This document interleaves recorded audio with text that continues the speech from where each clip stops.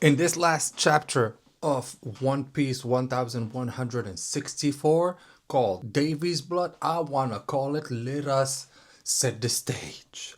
Because we are about, literally in the next chapter, to probably begin one of the most legendary fights of all of One Piece that we want to see so bad. And I'm talking about the moment when Garp and Goldie Roger are fighting the devilish rocks or whatever in his devil mode and all of that. So to set that stage, basically it starts with rocks that's still talking to him. And he's literally poking at him, going like, yeah, I know the name of the previous king of the world is Davy D. Jones, right? And by saying that, literally him got so upset, and you could clearly see it in the eyes, like, no, he was never the king of the world, whatever. Like you could clearly see that he touched a nerve by saying that in him somehow, you know? Because right after that, basically even Rox is saying, you've been afraid for a long time,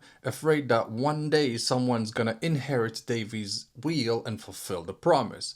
And then he says something very specific. I wonder, who are you most scared of, Davy or Joy Boy? Boom. From there, I am sorry to let you know, I understand there are two people. They are, on one side you've got Davy D. Jones, and on one side you've got Joy Boy. So, from that perspective, from my own theory, I am saying that probably Davy D. Jones was the king of the old kingdom back in the day of the D-Clan and all of that. And Joy Boy was one of the people that was born in that kingdom, and he became Joy Boy throughout his life and all of that. And so from that perspective, this to me confirms that Joy Boy and Davy D. Jones were two complete separate people. And as him gets more upset and more upset, I am telling you, it's so funny to see him getting so upset, like all those eyes and all of that. But you see him getting so upset to the point where like him is like, no, now, oh, I found my perfect prey. I found the perfect soldiers, the soldiers that will do everything I ask of them, and they are literally so strong and powerful. And basically, him is talking about the giants, you know, and is talking about King Harold and how docile King Harold is towards the world government, and how he wants to basically even join himself, and he wants to be probably a soldier for them and all of that. Just like, for example, how he's following the orders of the Gorosei when he went and confronted Rox himself to kind of kill him to get into the world government. So him understands that, yeah, he is actually complying, and if he complies too much, now we can control all of Elbaf, and now I've got my army, you know? So him from that perspective is, yes, smart, but very devilish. Very devilish, and that's why even Rox is like, don't even touch him, he's my best friend. And now we actually get the order of him towards Rox, because Rox is slowly but surely fading.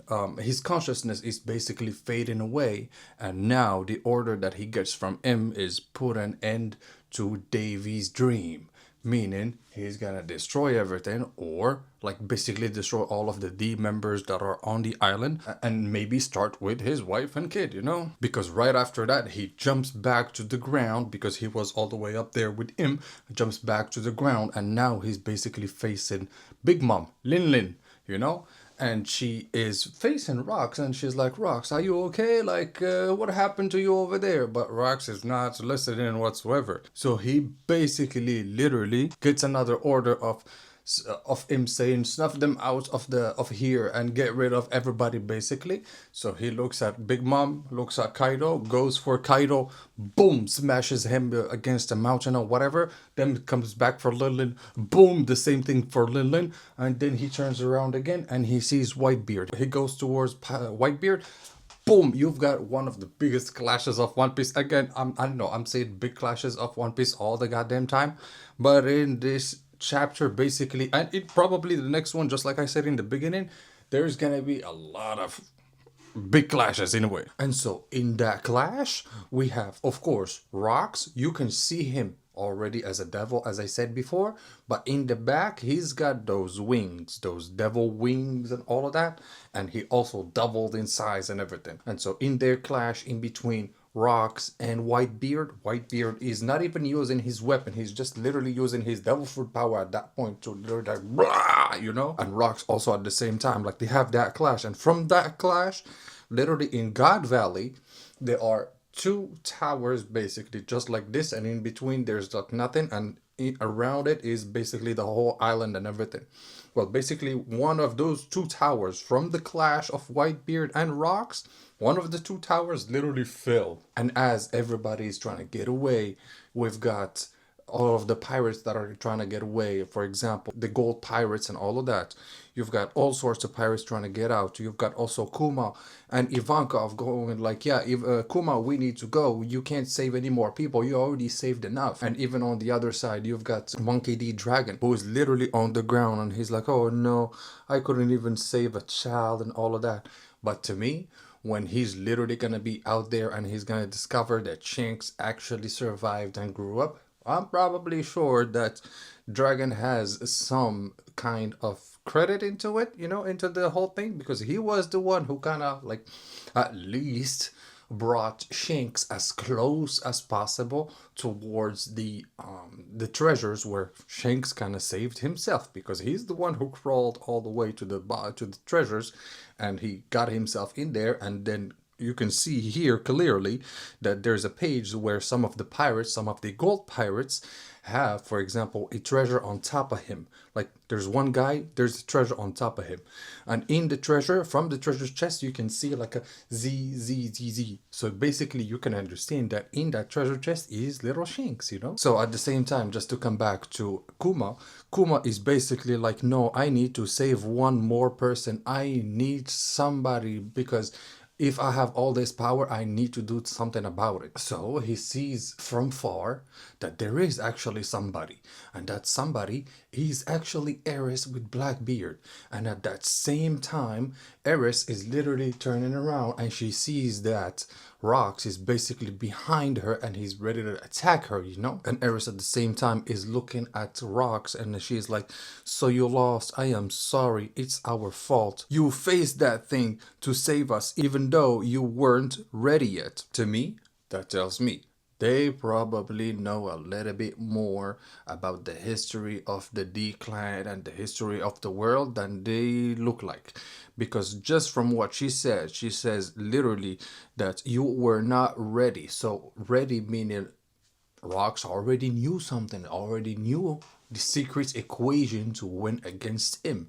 And he maybe discovered that, but maybe with the power of Davy D. Jones that got reincarnated basically into Rocks D. Chibek, or should I say Davy D. Chibek, and with the help of Joy Boy, maybe that was the secret equation to actually win against him. And maybe that for him, he wanted that the Gum Gum Numi, or the Nika fruit basically, should have been eaten by King Harold to kind of like have all of the fullest extent of the power of that fruit. Maybe that was his secret equation to actually win against him, you know? But as literally all of that scene is happening, basically Kuma is running like crazy to get to Eris. He doesn't know Eris, no nothing, but he just sees somebody that needs saving. So for him, Kuma is running. He literally gets to Eris and poof, at the time where literally she was gonna get attacked by Rocks, literally that's the time where she got touched by Kuma and she got transported somewhere I don't know, but from my experience with what Kuma knows and all of that, I probably believe that they are on the island of Sorbet, where Kuma is coming from, you know? And I believe that's where all of the slaves and all of the people that he saves are there now, you know? And right after he transported basically Eris, he was looking also at Rocks and he was like, poof myself, and he poof, you know. So at least he also saved himself. Ivankov also, I believe, is saved. You know, he's not gonna go without Ivankov, so Ivankov's already there, I believe. And basically, now we are getting into the final moment of this whole chapter, because after Im saw from far what happened and saw that, okay, Rocks maybe actually killed Eris and all of that, and Blackbeard probably, like now Im orders Rocks to do something else, and and Im is like, yeah, now I want you to get rid of all of the people in this country or whatever, like basically a whole cleansing. And at that point, literally the only people that can stop him are two people, Gold Roger and Garp. And this is finally where we get the start of that final epic legendary fight in between Rocks from one side that's being overpowered by Im's powers and being a devil and all of that. And on the other side, we've got Garp and Gold Roger. And at the same time, there is a very, very, very touching scene by the end of the chapter where it's literally Rocks that's bawling, that's crying, because he doesn't want to be what he is right now, meaning a devil. And he's basically crying and he's asking Goldie Roger and Garp, not even by talk, by psyche. And all I'm saying is now confirmation maybe he can use the voice of all things to actually speak. Probably. And maybe now that we are discovering something about who can actually even understand that voice of all things, and it may be something around all of the D-Clan members and all of that. Like if you've got enough power, like willpower or something like that, maybe you can start using that power to actually even talk to the other D-Clan members and give them a secret message or something like that. Because now in the secret message to Garp and Roger, he's like, please, can you kill me? Can you end everything that's going on right now? And this is what sets off the whole fight, and that's why I'm saying that the next chapter is going to be amazing. But through it all, in all of this chapter, we already got so much information. We got the information that Joy Boy and Davy D. Jones are not going to be the same people. Two separate people. We discovered literally Rocks transforming into a devil, and basically to the point where he almost killed Eris. But at the same time, now we may have a confirmation that Eris is still alive somewhere. Maybe. We don't know. But on that note, guys, let me know what you guys think about this chapter. Let me know what you think in the comments below. And don't forget to like this video, subscribe to the channel. And our boy is going to see you in the next one.